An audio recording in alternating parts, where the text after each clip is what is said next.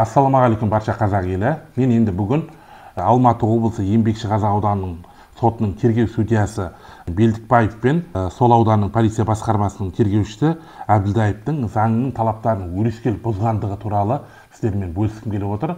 Атап айтатын болсақ, жылдың тамыз айының 8-інде маған азаматша Сәлімбаева деген Айдана деген азаматша келген болатын. Яғни ол өзінің бір алаяқтарға алданғандығы туралы ұялып берем деп, ешқандай ұялып бермегендігін туралы айтып шағымданған болатын. Біз Сәлімбаева Айданаға көмектесу мақсатымызда Алматы облысының Еңбекшіқазақ ауданының полиция басқармасына арыз түсіргенбіз. Яғни 8 тамыз күні 2023 жылы. Біздің арызымыз бойынша қылмыстық іс тіркелді, қозғалды. Одан кейін ол қылмыстық іс тергеуші Әбілдаев дегеннің өндірісіне түскен. Біз тергеушінің ешқандай тергеу амалдары жүрмегеннен кейін 4 қазан күні тергеушінің атына өтініш хат түсірдім. Яғни күдіктеліп отқан жаңа белгісіз азаматша мен яғни жәбірленушінің арасында беттестіру әрекеттерін жүргізуді. Тергеуді жан-жақты шешу үшін кінәлі адамдарды анықтау мақсатында. Бірақ тергеуші 4 қазан күні берген өтініш хатыма ешқандай жауап бермеді. Менің жауап бермеді. Яғни менің өтінішім қанағаттандыра ма, қанағаттандырудан бас тарта ма, ол туралы ешқандай да жауап болмады. Одан кейін 4 қазан күні өтініш хатыма жауап бермегеннен кейін заң бойынша бізде қылмыстық процестік кодексінің 99 бабының талаптарына сай өтініш хат түскеннен кейін 3 күн ішінде тергеуші өтініш хаттың тағдырын шешу керек деген. Яғни өтінішін қанағаттандыра ма, немесе қанағаттандырудан бас тарта ма, осы мәселені шешу керек болған. Бірақ өкінішке орай тергеушіден ешқандай хатыма жауап болмағаннан кейін мен 19 қазан күні Алматы облысының мамандандырылған ауданаралық тергеу сотына, яғни осы Еңбекшіқазақ сотының тергеу судьясына шағым түсірдім. Менің ісім Еңбекшіқазақ аудандық сотының тергеу судьясы Белдікбаев деген судьяға түскен болатын. Белдікбаевқа мен тергеушінің хатыма жауап бермеген әрекетсіздігін заңсыз деп тануды сұрағанмын, және де маған жауап беруді, заңда көрсетілген мерзімде жауап беруді міндеттеуді, және тергеушінің өзінің жұмысына немқұрайлы қарағаны үшін жеке қаулы шығаруды сұрағанмын. Өкінішке орай 23 қазан күні судья Белдікбаев менің шағымымды қанағаттандырудан бас тартты. Яғни тергеушінің әрекетсіздігі анықталған жоқ дейді. Яғни тергеуші өз жұмысын дұрыс атқарған деген шешім қабылдады. Мен тергеу сотына айтқанмын. Тергеуші әрекетсіздігін сіз өзіңіз айтып отырсыз, әрекетсіздігі анықталған жоқ деп. Оны немен дәлелдейсің, немен негіздейсің? Бірақ сот оны келтіре алмайды ешқандай негіздерді. Бірақ сонда да тергеушінің сөзін сөйлеп, тергеу судьясы менің шағымды қанағаттандырудан бас тартады. Одан кейін мен тергеу сотының бұл шығарған қаулысымен келіспей, Алматы облыстық сотына, апелляция алқасына мен шағым түсіремін. Менің шағымды 6 қараша күні судья Ниязов деген қабылдап, яғни өзінің өндірісіне алып, тергеу судьясының менің талабымды қанағаттандырудан бас тарту туралы қаулысы заңсыз деп танып, оның күшін жойып, қайта қарауға жіберу туралы қаулы шығарады 6 қараша күні. Судья Ниязов деген апелляциялық сот алқасының судьясы. Одан кейін қайтадан Еңбекшіқазақ ауданының сотына түседі бұл іс. Ол жерге қайтадан Белдікбаевтың өндірісіне түсіп, Белдікбаев қайтадан істі қарайды. Сол кезде мен судьяға айтқанмын, сіз тергеушінің әрекетсіздігі анықталған жоқ дейсіз. Немен негіздейсің? Ол өз жерде оның заңның бұзбағандығы туралы дәлелдейтін бірде-бір дәлел сотқа ұсынып отқан жоқ. Яғни ол не деген сөз? Мен өтініш хатыма қандай да бір жауап бергендігі туралы мәлімет жоқ.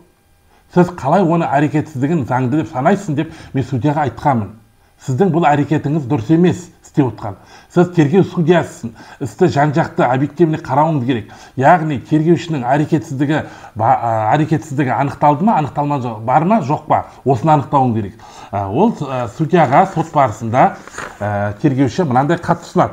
Яғни бұл хатта тергеуші менің арызым түскендігі туралы, яғни ол арыз тіркелгендігі туралы хатты сотқа ұсынады. Бұл жерде менің жазған өтініш хатым тек қана тіркелгендігі туралы жауап. Яғни менің өтініш хатыма тергеушінің тарапынан қанағаттандырылған немесе қанағаттандырудан бас тартылғандығы туралы мәлімет жоқ. Бірақ судья не себептен екенін білмеймін, осы негізсіз бір мағынасы жоқ хатқа басты назар аударып, тергеушінің әрекетсіздігі заңды деп қайтадан қаулы шығарады 1 желтоқсан күні. 1 желтоқсан күні бұл тергеушінің бұндай заңсыз шығарылған қаулысына мен тағы да келіспей Алматы облысының апелляция сот алқасына тағы да шағымдандым. Яғни тергеу судьясы заңның талаптарын өрескел бұзды, тергеушінің әрекетсіздігін заңды деп тапты, оның әрекетсіздігін заңды деп табуға негіз болатын дәлелдемелер сотқа ұсынған жоқ, бірақ сот оны тыңдаған жоқ деп мен тағы да апелляция сот алқасына шағымданғанмын. Тағы да сот алқасының судьясы, апелляция алқасының судьясы Ниязов деген судьяға түседі. Ниязов деген судья істі тағы да қарайды. Қараған кезде мына бірінші соттың, яғни тергеу сотының бірінші соттың судьясы Белдікбаевтың шығарған қаулысын заңсыз деп тағы да таныды. Яғни заңсыз деп танып, ол қаулының күшін жойып, қайтадан менің шағымды толығымен қанағаттандыру туралы жаңа қаулы қабылдады. Және де тергеушінің әрекетсіздігін не байланысты жеке қаулы шығару сұрағанмын бірінші соттан. Бірақ бірінші сот менің шағымды қанағаттандырған жоқ, және де жеке қаулы шығарған жоқ. Неге жеке қаулы шығару сұрадым? Себебі тергеуші алдағы уақытта осындай заңсыздықтарға жол бермеу үшін, кемшілік келтірмеу үшін жеке қаулы керек деп айтқан. Бірақ өкінішке орай ол қанағаттан. Бірақ оны апелляция алқасының судьясы Ниязов жеке қаулы шығарды. Енді мен айтқым келгені, біз қазір тергеушінің бұндай заңсыз әрекеттерін мына 8 тамыздан бері, міне бүгін желтоқсан айы ма, 4 айдан бері тергеушінің әрекетсіздігімен арпалысып келе жатырмын.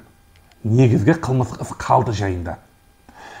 Тергеу судьясы істі тергеушінің әрекетсіздігін шара қолданудың орнына тергеушімен ауыз жаласқан ба, или судьяның бұл әрекеті судьяны мен сауатсыз деп айтқым келе ма, немесе тергеушімен ауыз жаласқан ба, мен білмедім оны.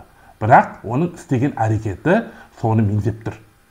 Мен бұл жерде судьяны сауатсыз деп айтқым келеді, немесе тергеушімен ауыз жаласып алған деп айтқым келеді. Сондықтан құрметті президент мырза, яғни Қасым-Жомарт Тоқаевқа мен айтқым келеді, және де жоғары соттың төрағасына айтқым келеді. Егер де бізде осындай заңсыз істерді қабылдайтын, заңсыз шешімдерді шығаратын судьялардың көзін құртпасақ, біздің Қазақстан құрдымға кетеді.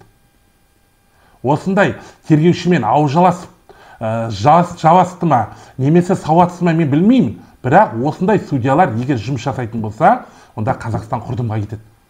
Сондықтан мен президенттен де, жоғары соттың төрағасынан да бұндай судьяларды жұмыс істеуге тиісті емес, орнынан алып тастауын талап етемін.